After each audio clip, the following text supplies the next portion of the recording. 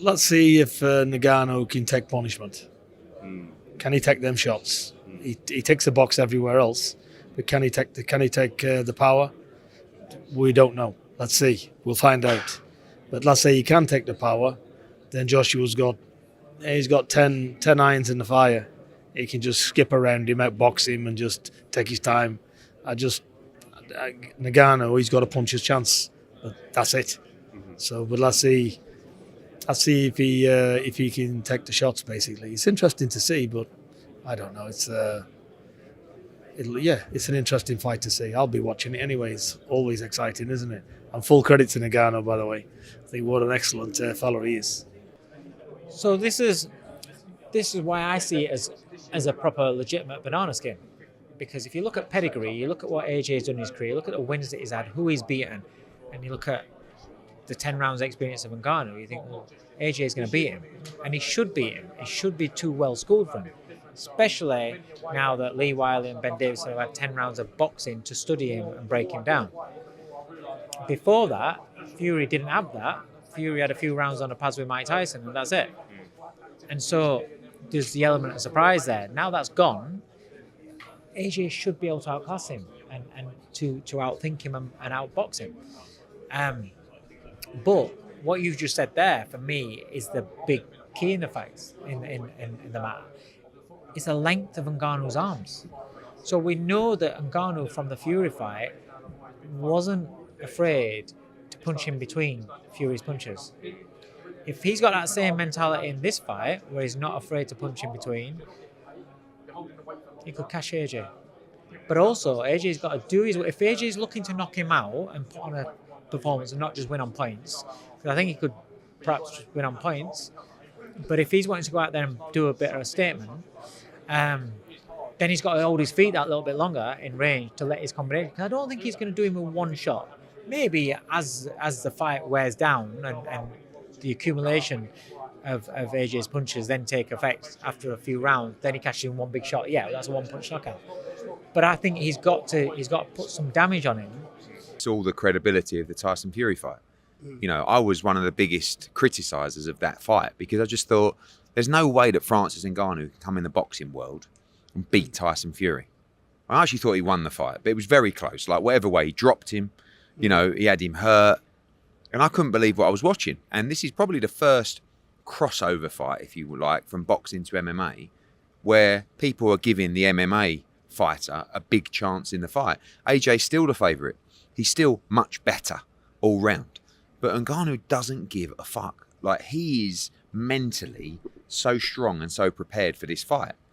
But I still believe the levels of AJ will come out. But, you know, there's a lot of pressure. One, because you don't want to lose to this guy for everything that AJ's achieved. But number two, we've been promised that if we win this fight, we get the undisputed fight. And obviously now with the delay, with the cut, we may end up fighting Hrgovic in the middle. But that's one of the reasons that we took this fight, is to make sure that we could actually get our hands on that fight, which is something that's eluded us for a long time. Feint. But Ngannou doesn't react to feints.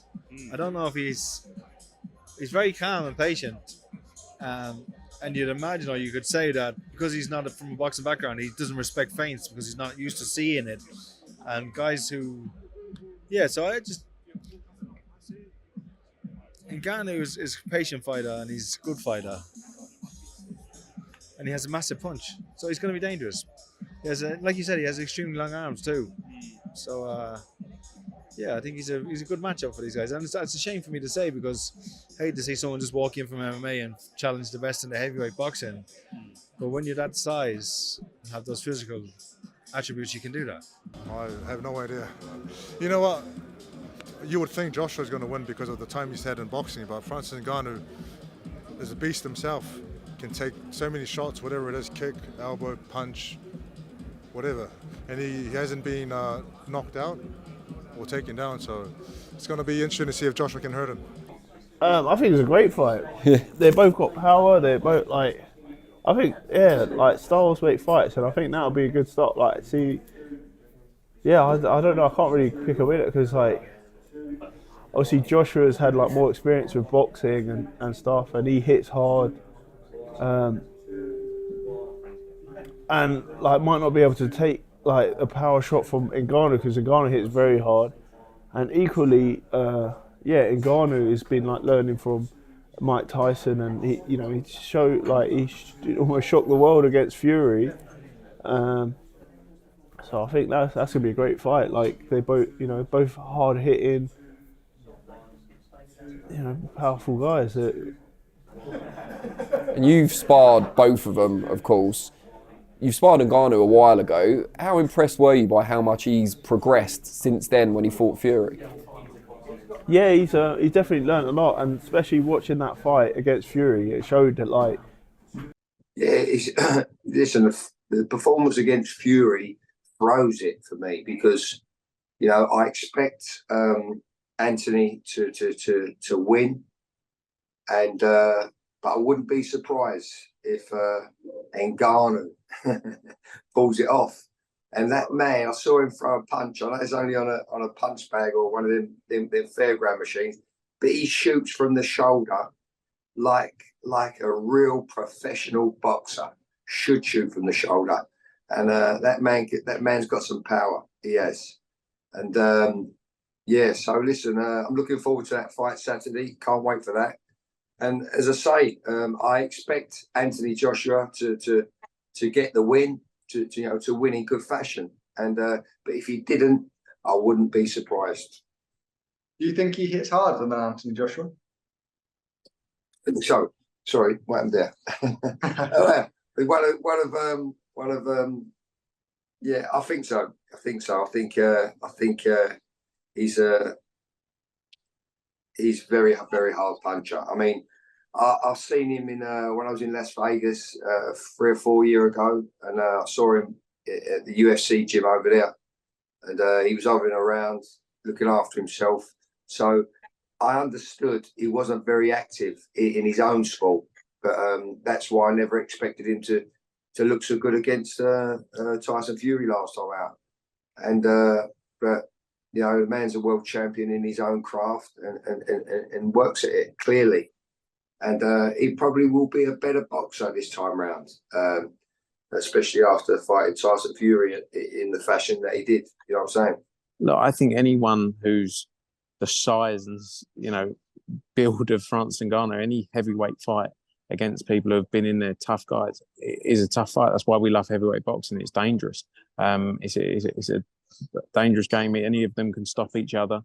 We saw what Francis Ngannou did against Tyson Fury, who many believe is the #1 heavyweight right now in the sport of boxing. So, it's a dangerous fight. But I think Anthony Joshua is on the run of his career. He's the best he's looked. I think the momentum has been key for him. I think he's going to keep improving. I think you're going to see an amazing performance next Friday. But it's going to be a real fight. And you have to commend him for taking it. They both have their characters that it's going to make a very interesting fight. I think when you're talking about boxing, Joshua is definitely on the experience side. He's on the skill side, and he's on every leverage he can get when it comes to boxing. But Ngannou has a chin, and he has punching power that can destroy everybody. So I would say Joshua really needs to pay attention to his defense going to that fight. We'll see what happens. I can imagine he can whack hard. They saying he's the hardest punching person on the planet, however they measure that. I see him hit the speed, the sort of the punch machine the other day. He does look like he can whack. But obviously boxing's all about, timing and, ring craft and setting stuff up and, defense. So it's not just about who can punch the hardest. But he is certainly a strong guy. I can imagine he is a lot stronger than Joshua, in the clinches and stuff like that. And he's got punch power. He's only got punch power. So something for Joshua to pay attention to. But really, when you think about boxing ability, we're talking about a guy who won the Olympics. This is the highest standard of boxing ability, is usually winning an Olympic gold, and then he's gone on to unify in the heavyweight division. So there's been lots of guys. He's been involved in the sport a long time. There's no more talking about becoming a better fighter and learning. I've still got loads of improvements to make. Sure, everyone can always continue to improve, but Joshua's there. He's done it. You see.